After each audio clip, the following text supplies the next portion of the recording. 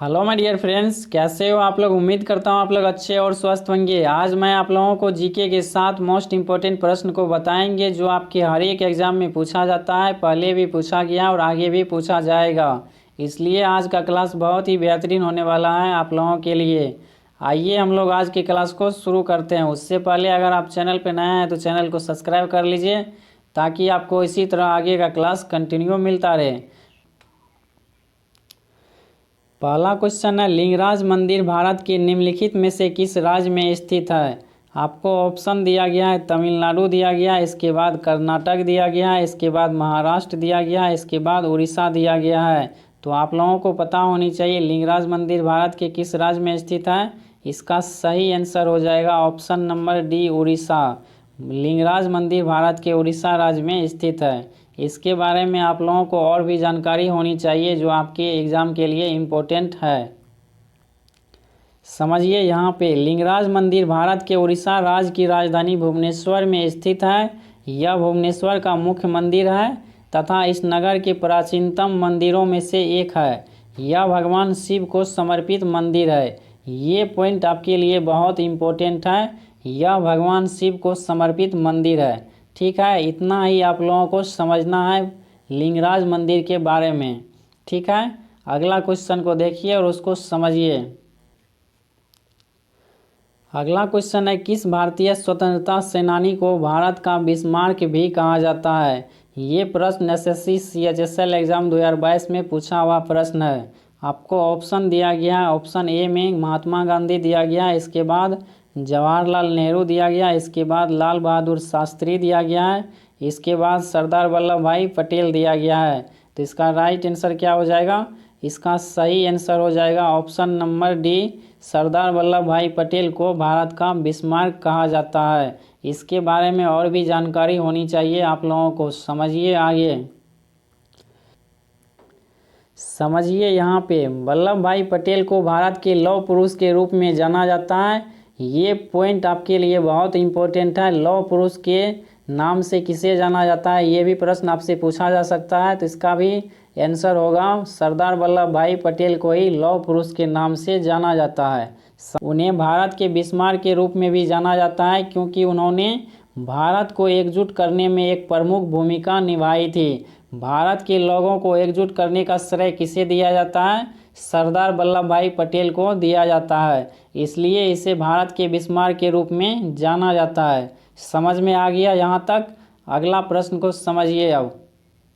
अगला क्वेश्चन है, अंतर्राष्ट्रीय बाघ दिवस डैश को मनाया जाता है। आपको ऑप्शन दिया गया है 4 जुलाई, इसके बाद दिया गया है 5 जुलाई दिया गया है, इसके बाद 29 जुलाई दिया गया है, इसके बाद 30 जुलाई दिया गया है। तो इसका सही आंसर क्या हो जाएगा।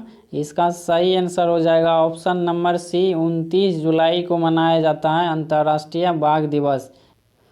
अगला क्वेश्चन है, पृथ्वी की त्रिज्या कितनी होती है। ये प्रश्न एसएससी सीएचएसएल एग्जाम 2022 में पूछा हुआ प्रश्न है। आपको ऑप्शन दिया गया है 6371 किलोमीटर, इसके बाद दिया गया है 4728 किलोमीटर, ऑप्शन सी में दिया गया है 5619 किलोमीटर, इसके बाद ऑप्शन डी में दिया गया है 7456 किलोमीटर। तो इसका राइट आंसर क्या हो जाएगा। इसका सही आंसर हो जाएगा ऑप्शन नंबर ए, 6371 किलोमीटर होता है पृथ्वी की त्रिज्या। और आपसे अगर यहाँ पे पूछ लिया जाए पृथ्वी का व्यास कितना होता है, तो त्रिज्या का 2 गुना होता है व्यास। 2 से इसको मल्टीप्लाई करेंगे कितना आ जाएगा, 12,742 किलोमीटर हो जाएगा पृथ्वी का व्यास। समझ में आ गया यहाँ तक कंप्लीट आप लोगों को। अगला प्रश्न को समझिए अब। अगला क्वेश्चन है, यूआरएल का पूर्ण रूप क्या है। ये प्रश्न एसएससी सीएचएसएल एग्जाम 2022 में पूछा हुआ प्रश्न है। आपको ऑप्शन दिया गया है uniform resource language, option B में दिया गया है यूनियन रिसोर्स लोकेटर, इसके बाद ऑप्शन सी में दिया गया है uniform resource locator, option D में दिया गया है यूनियन रिसोर्स लैंग्वेज। तो इसका राइट आंसर क्या हो जाएगा। इसका सही आंसर हो जाएगा option number C, uniform resource locator. URL का फुल फॉर्म होता है यूनिफॉर्म रिसोर्स लोकेटर। ये प्रश्न काफ़ी इम्पोर्टेंट है आगे आने वाले एग्ज़ाम के लिए।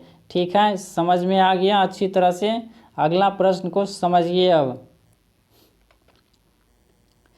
अगला क्वेश्चन है, मोहिनीअट्टम भारत के डैश राज्य से संबंधित है जिसका नाम पौराणिक द्वीप मोहिनी से लिया गया है। ये भी प्रश्न एसएससी CHSL एग्जाम 2022 में पूछा हुआ प्रश्न है। आपको ऑप्शन दिया गया है केरल, इसके बाद ऑप्शन बी में दिया गया उड़ीसा, ऑप्शन सी में दिया गया है मध्य प्रदेश और ऑप्शन डी में दिया गया है महाराष्ट्र। तो इसका राइट आंसर क्या हो जाएगा? इसका सही आंसर हो जाएगा option number A Kerala. Mohiniyattam Bharat के केरल राज्य में की जाने वाली शास्त्रीय नृत्य है। इसके बारे में और भी समझिए पॉइंट को। यहाँ पे समझिए, मोहिनीअट्टम केरल का शास्त्रीय एकल नृत्य है। इसके बारे में आपको ये पॉइंट भी याद रखना है। मोहिनीअट्टम जो है केरल का एक शास्त्रीय नृत्य है। समझ में आ गया? इसके बारे में इतना ही समझना है और याद भी आपको रखना है। आगे समझिए अगला प्रश्न को। अगला क्वेश्चन है, जबलपुर निम्नलिखित में से किस नदी के तट पर स्थित है? ये भी प्रश्न एसएससी CHSL एग्जाम 2022 में पूछा हुआ प्रश्न है। आपको ऑप्शन दिया गया है, ऑप्शन ए में गोदावरी नदी दिया गया है, इसके बाद ऑप्शन बी में गंगा नदी, इसके बाद ऑप्शन सी है चंबल नदी, इसके बाद ऑप्शन डी है नर्मदा नदी। तो इसका राइट आंसर क्या हो जाएगा? इसका सही आंसर हो जाएगा ऑप्शन नंबर डी नर्मदा नदी। जबलपुर किस नदी के तट पर स्थित है? जबलपुर नर्मदा नदी के तट पर स्थित एक शहर है। इसके बारे में और भी जानकारी आप लोगों को पता होनी चाहिए। समझिए उसको आगे। समझिए यहाँ पे नर्मदा नदी को रेवा के नाम से भी जाना जाता है। रेवा नदी के नाम से किस नदी को जाना जाता है? रेवा नदी के नाम से नर्मदा नदी को जाना जाता है। ये पॉइंट काफ़ी इम्पोर्टेंट है आपके एग्जाम के लिए। समझ में आ गया ये पॉइंट?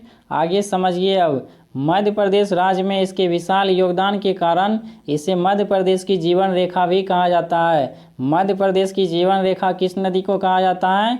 मध्य प्रदेश की जीवन रेखा कहा जाता है नर्मदा नदी को। इसके बारे में और भी समझिए अगले पॉइंट को।